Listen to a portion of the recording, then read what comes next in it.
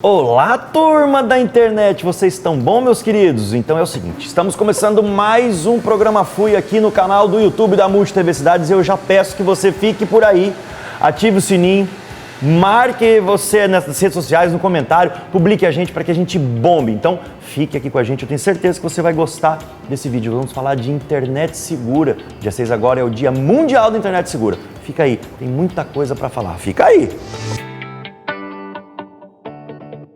E obrigado principalmente para você, doutor Fernando, por dispensar aí o seu horário, deixar de trabalhar para vir entender o programa. Foi fazer um serviço de utilidade pública, eu diria, né? Pelo contrário, é um prazer enorme, né? É uma grande oportunidade que eu tenho de poder aprender também. Opa, muito obrigado. Então vamos aprender juntos e eu acho que quem assiste também o programa Fui vai poder aprender. Estamos na semana, dia 6 agora, quinta-feira, dia que o programa vai ao ar, nós temos o Dia Mundial da Internet Segura.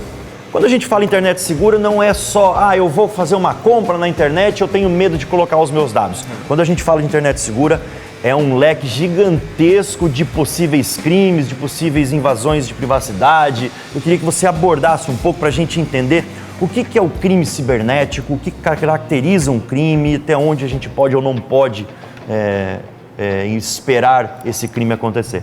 De fato, nós utilizamos a internet cada vez mais. A gente não precisa nem gastar tempo falando disso, né? Ou seja, começamos utilizando cada vez mais computadores, notebooks, em casa, no trabalho. Agora a gente parte para o celular. Quantas das nossas operações do dia a dia, né? 100%. Banco, compra, comunicação, rede social, nós nem ligamos mais. Na verdade, o celular não serve nem para fazer ligação, né? A gente manda uma mensagem de WhatsApp, a gente espera que a pessoa ela faça aquilo. Então, assim, o modo como nós nos comunicamos, interagimos, né, com produtos e serviços mudou bastante, né? E acontece que a nossa segurança, a nossa cultura de segurança, porém, ela não mudou. E os criminosos, eles sabem que, ao passo que nós utilizamos cada vez mais a internet, os celulares, tablets, né? Estamos conectados a todo momento em redes Wi-Fi, nós não acompanhamos essas medidas de segurança e eles estão conseguindo ter muito sucesso em muitos casos. E a gente acaba dando confiança demais pelo que a gente vê na internet, pelo que a gente recebe na internet, seja da mensagem de um golpista, uma mensagem, um SMS falso, uma mensagem de WhatsApp, de uma rede social falsa que a gente recebe, a gente acaba acreditando e acaba caindo em muitos golpes, como tem acontecido, por exemplo, recentemente, golpe através de WhatsApp, clonagem do WhatsApp, né? As pessoas mandam pedindo para depositar um dinheirinho na conta de outra pessoa, amanhã eu devolvo. Se passa para um amigo, um familiar, e a gente acaba acreditando. Veja que a gente recebe uma mensagem como essa e não tem o costume de ligar, só para confirmar, para a gente saber. Muita gente caiu, viu? Muitas pessoas continuam caindo ainda aqui em Londrina, na região toda, e a gente pensa em perder, as pessoas acabam perdendo 500, 1.000, 2, 10, 20, 30 mil reais e muito mais. Então, são coisas sérias, né? Fake news, mensagens falsas, né?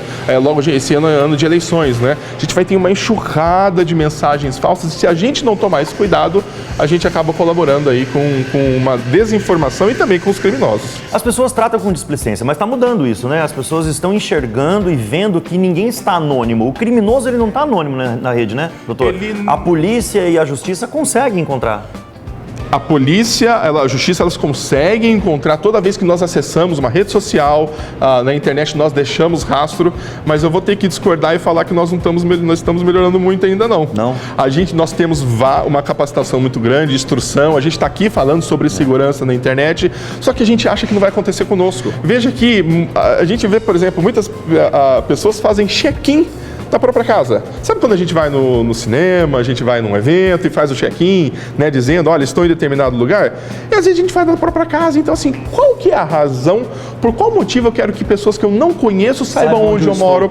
Então, a pessoa, ela sabe a hora que eu saio de casa, ela sabe a hora que eu chego, quantas pessoas tem em casa, ela sabe se eu estou viajando ou não, se eu tenho um carro de maior valor. Aproveitando que você está falando disso, eu queria, para a gente encerrar nosso bate-papo, que você desse algumas dicas, ou seja, que você elencasse algumas medidas, algumas ações que nós, civis, podemos tomar para que a gente se blinde de uma certa forma dos crimes cibernéticos mais comuns?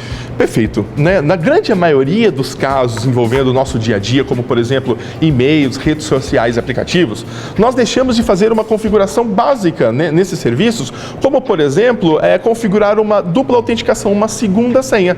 Então essa é uma dica extremamente importante que ajudaria na maioria dos casos. E-mail, rede social, WhatsApp, nós podemos configurar uma senha de acesso. Na maioria dos casos, como numa rede social, a gente pode pedir toda vez que a gente vai acessar essa página de um lugar que eu desconheço, de um computador, de um outro aparelho, por exemplo, ele tem que me enviar uma segunda senha. Isso é algo extremamente geralmente um código para você colocar. Código de segurança temporário. Isso evita que alguém que tenha a nossa senha consiga acessar se não tiver essa senha temporária. O segundo ponto é algo que não é novo, mas é algo muito negligenciado, que são as nossas senhas, né?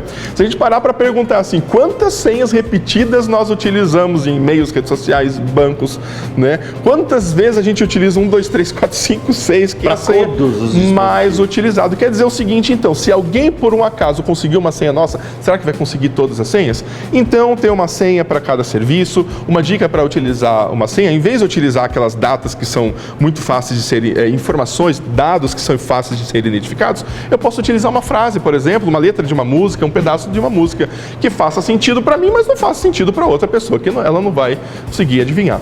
E a terceira dica é o seguinte, tecnologia não vence tecnologia. A gente pode ter o antivírus mais atualizado, o aplicativo mais pago, mais potente ali para me proteger, mas só que se eu não tiver a educação necessária, se eu não pensar tantas vezes quanto for necessário, quando eu tiver alguma dúvida eu ligar, ou quando tiver alguma dúvida eu deixar de fazer, algum dia eu posso ter algum problema. Então assim, na dúvida não faça, na dúvida pergunte, na dúvida procure ajuda, que vai ser sempre uma melhor solução do que a gente correr o risco de se tornar a vítima de um crime cibernético, né? E todos estamos sujeitos a nos tornar vítimas dos crimes cibernéticos. As coisas estão acontecendo cada vez mais. Hoje em dia, você veja só, o doutor exemplificou no início do programa, né? O relógio ainda marca a hora, mas os smarts já não servem só para marcar a hora. Os telefones já são computadores, já são facilidades. Então, tome cuidado, porque os crimes estão aí.